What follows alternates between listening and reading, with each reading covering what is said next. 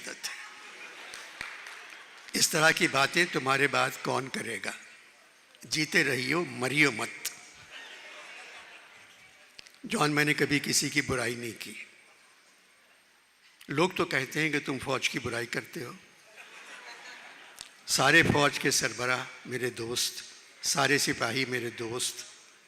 दिल के ऑपरेशन के बाद भी मैं सिपाहियों से मिलने सियाचिन चला गया। सरकार के 3 तमगे मेरे पास हैं। फौज के दिए हुए 25 तोहफे मेरे पास हैं। एयरफोर्स, नेवी, आर्मी, रेंजर सबसे जान पहचान है। मजाक मजाक में फौजी को भी इंसान समझकर कुछ कह देता हूँ।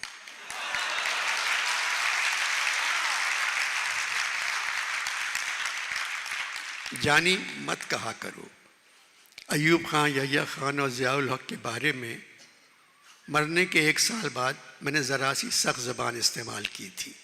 जानी, इन तीनों ने मेरा और मेरी शायरी का बुरकुस निकाल दिया, बहुत पिटवाया। जानी, जब मरे हुए फौजी इतने ताकतवर हो सकते हैं तो जिंदा का सोचो।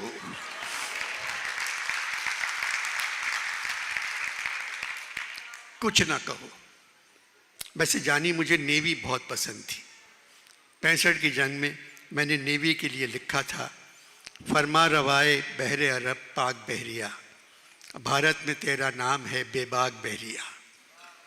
तू अज़्म का पहाड़ है और झूमता हुआ, एक नाखुदाए कौम दुआ और मरहबा ए पाक बहरिया। जॉन, हमारी बहरिया को आज ऐसे ही तराने की ज़रूरत है। जानी, हमारी बहरिया आज समंदर से निकलकर टाउन में आ गई है। अब बहरिया टाउन पे क्या लिखूं मैं?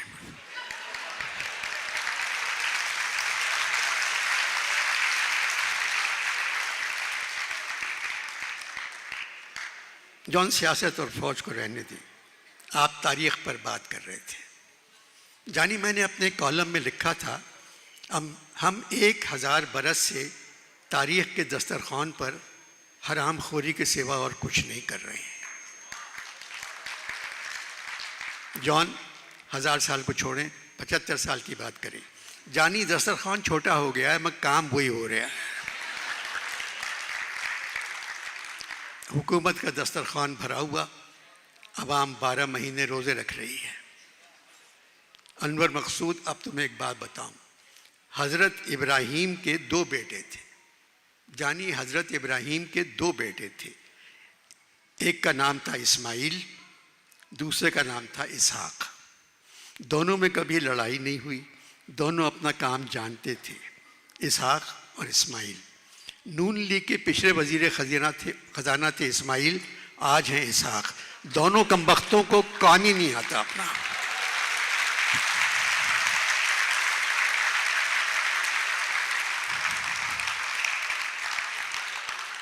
बेड़ा गर्क कर दिया इकोनॉमी का। ये बताओ जानी, अब कौन सा मुल्क तुम्हारा दोस्त है? जॉन, से चीन रह गया है। जानी, पाकिस्तान कहाँ, चीन कहाँ? चीन ने दुनिया में सबसे पहले कागज़ तैयार किया और साला पाकिस्तान ही उस कागज़ पर रुपए पे रुपया छापे जा रहा है। कोई कदर ही नहीं रही हमारे रुपए की। जॉन, इन तमाम बातों के बावजूद चीन पाकिस्तान का दोस्त है। अभी चीन ने अपने कर्जे को रोल ओवर करने को कहा है। जानी, तुम चीन गए हो कभी? नहीं गया जॉन, मैं 3 मरतबा चीन जा चुका हूँ। बहुत होशियार कौम है। उसने रोल ओवर कर्जे के लिए नहीं कहा, उसने वजीर ख़जाना से कहा है रोल ओवर। जॉन, आप कल चले जाएंगे, कोई ऐसी बात कहें जिससे दिल खुश हो जाए। जानी, सोचने में हफ्ता तो लग जाएगा। प्रॉब्लम यह है, मैं कल जा रहा हूँ। एक मरतबा मुशायरे के लिए ढाका गया।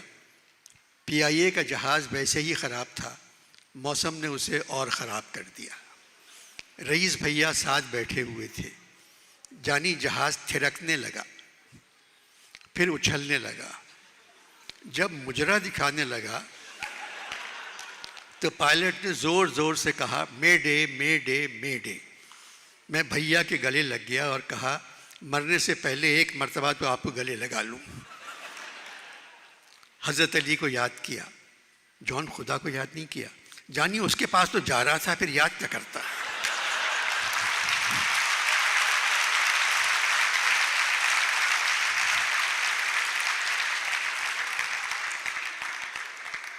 मीर का शेर पढ़ा, इश्क हक है कहीं, नबी है कहीं, है मोहम्मद कहीं, अली है कहीं। जानी 2 मिनट बाद जहाज यूं समझो सकते में चला गया। तूफान गायब, मगर मेडे मेडे की आवाज़ें बरसों मेरे कानों में गूंजती रही। मैं 4 मई से लाहौर में हूँ। आज 28 मई है, 24 दिन हो गए। लाहौर में हर जगह से आवाज़ आ रही है, मेडे मेडे मेडे।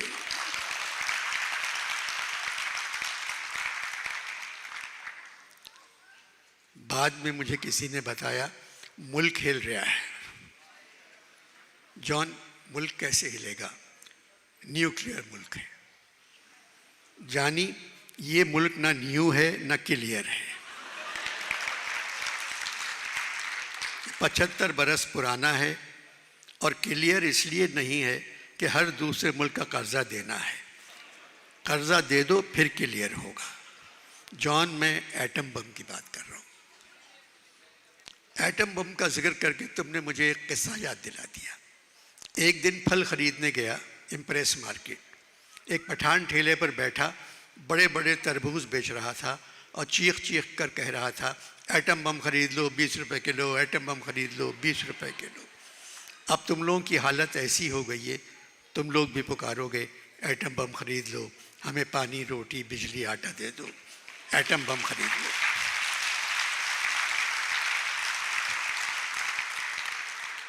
जॉन, वो वक्त कभी नहीं आएगा।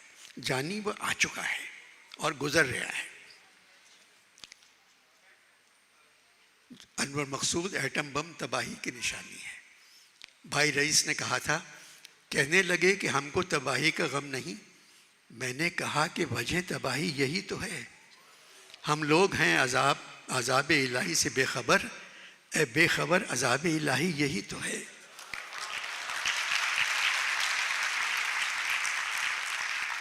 जानी, जब तक तुम लोगों ने एटम बम नहीं बनाया था, कौम डरपोक थी। जिस दिन चागई में तजुर्बा कामयाब हो गया, तुम सब ताकतवर बन गए, जबकि ताकतवर नहीं हो।